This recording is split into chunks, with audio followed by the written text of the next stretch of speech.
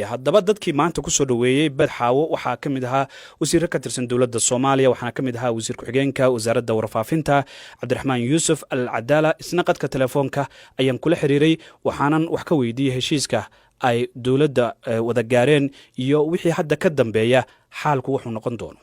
Abdirashid runtii sida aad ogtahay maaragtay gobolka Gadadoorka uu ku leeyahay nabadiisa dadaal muddo dheer soo socday oo wada hadal dawladda uu la lahaa ayaa si guul ku soo dhamaaday marka wasiirkii dawladda heshiis rasmi ah ayaa maaragtay dhex maray magaalada Baladxaawo ayuu shacabka kula hadlay gobolka Gada ayuu joogaa waana dhamaadeen wixii maaragtay madmadow ama khilaaf ah wasiir Abdirashid iyo dawladda ka dhex jiray dabcan maxaad ku heshiiseen marka waxaan ku heshiinay in maaragtay si wada jira nabadgelyada iyo midnimada ummadda Soomaaliyeed iyo gobolka Gada looga shaqeeyo muxuu ahaa wadajir la noqdo la iskaashado